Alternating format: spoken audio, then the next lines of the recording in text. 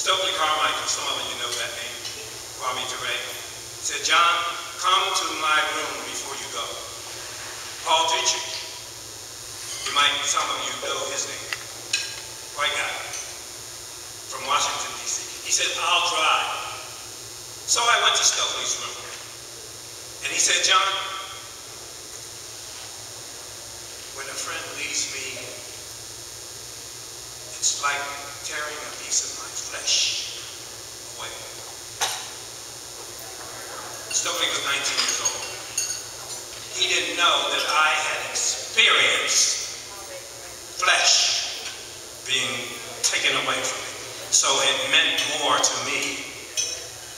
Even though I loved Stokely, it meant more to me that he would go so deep and talk about his pain. Yes, I had been stripped of my skin by hot scalding water when they took my pants off when I was a young man, a child. No one knows that because I wear clothes over that. But I don't wear clothes over the pain. Whenever I can share, and Stokely was sharing something with me, pain. Let me tell you, in any relationship, only the two, or whoever is in that relationship, knows about the relationship itself. When it comes to Black, Jewish, hey, we've been through a whole lot of pain. And there is where we can touch. I heard somebody say the strength from the family. There's strength even in pain. If you dig deep enough, the psychologists talk about the pyramid. It goes like this. Only the tip can you see. The rest is under the wave. You know what I'm talking about? Well, that's where the pain is. If we can begin to understand each other through the pain, if we can begin to let the pain let us understand our relationship to one another.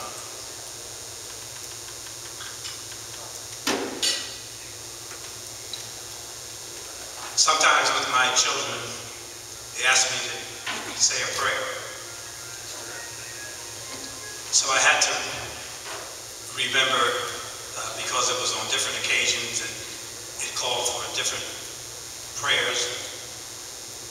But there was one that made me think of God in this way.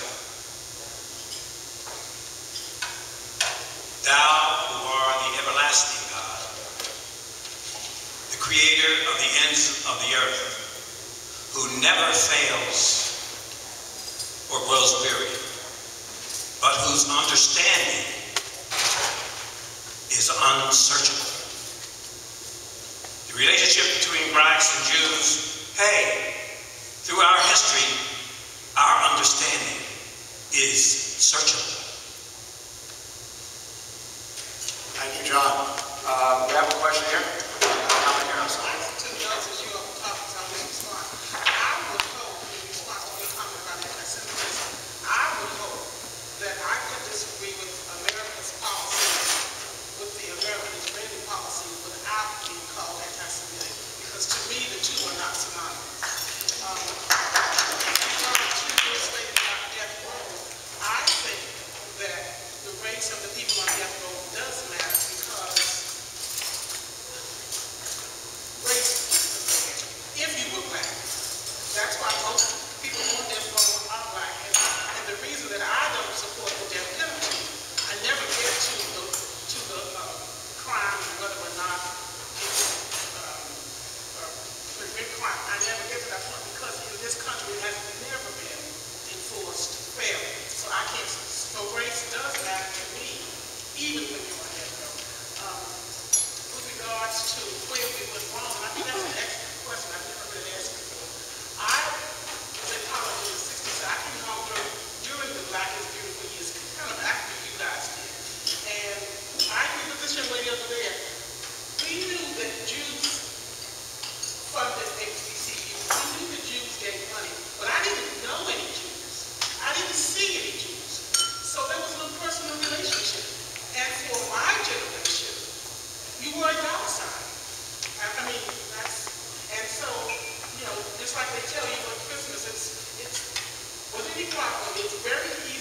check.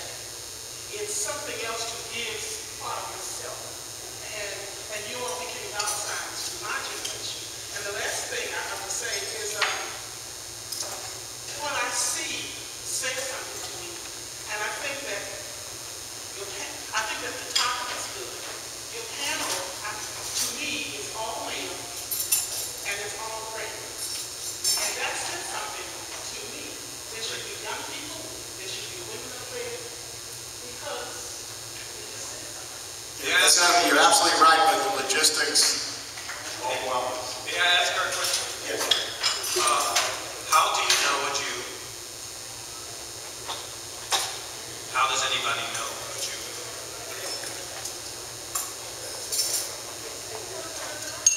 They say, hey, where are y'all? Some of them. That's the hard way, basically. I'm Jewish. I don't wear a yarmulke.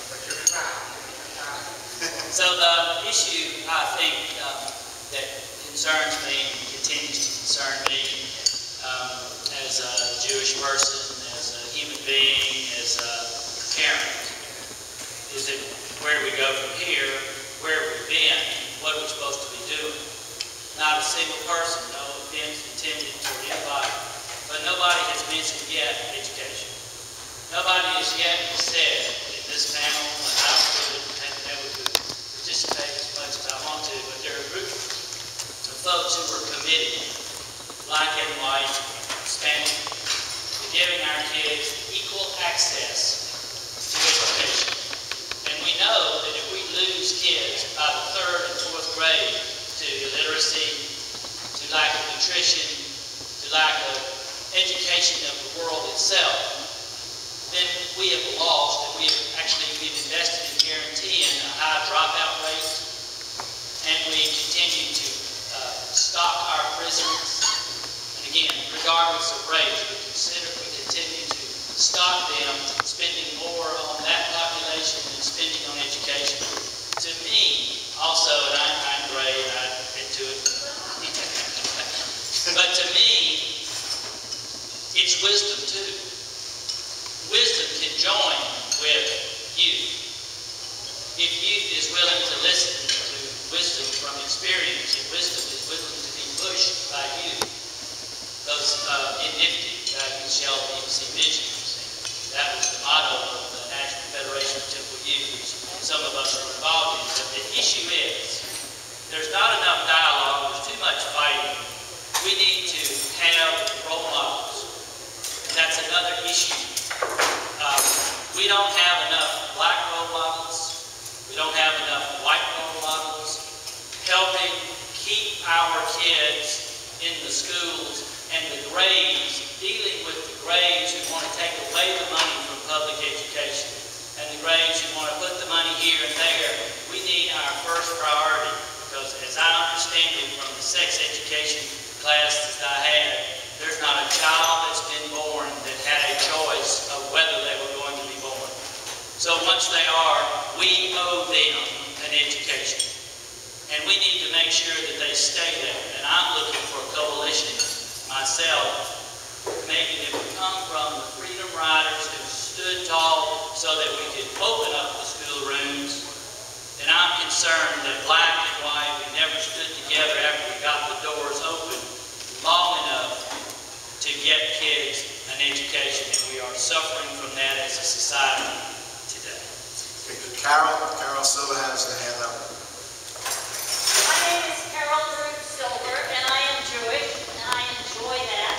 I enjoy being Jewish, and I've enjoyed being a civil rights worker, a freedom rider, and an activist, and that's a capital A. For all of the last 50 years, and probably 15 years before that. They say that I ran away from school when I was 4 years old, but never mind that. I'm here today to offer you a line out of the problems that our young men are facing, particularly black young men, Latin young men, a line that goes directly from the schools that are failing them to the prisons that are incarcerating them. is the line that is called the drug war.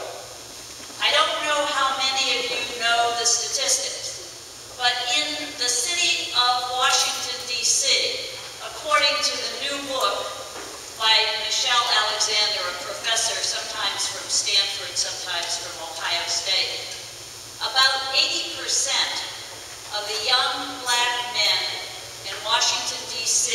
today are either in jail, in prison, on probation, on parole, or have completed their prison term and have had their civil rights taken away from them essentially permanently. They cannot vote, they cannot get a job, they cannot get a student loan, they can't get a house loan. We have failed our youth, we have failed our society by this inordinate bad policy called the drug war, which started 40 years ago. We're about to celebrate the 40th anniversary of the drug war. It's wrong. It's failed. We need a new policy. And I invite you, along with many of the people already in this room, to join me in signing a petition to our Congress and our President, who, as much as I love him, has not been good on this issue. And his Attorney General, Mr. Holder, who has not been good on this issue, to ask them for a new policy, ask them to consider a medical policy, a regulatory policy, a policy in which the monopoly on drugs does not only belong to a criminal element.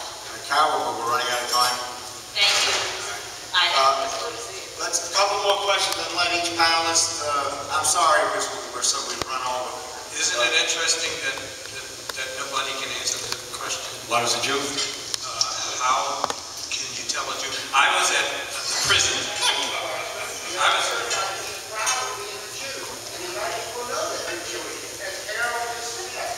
I was at the prison, Hinds County Penitentiary. One of the reasons I wasn't not here on time this morning, and talked to a group of young, beautiful young black people.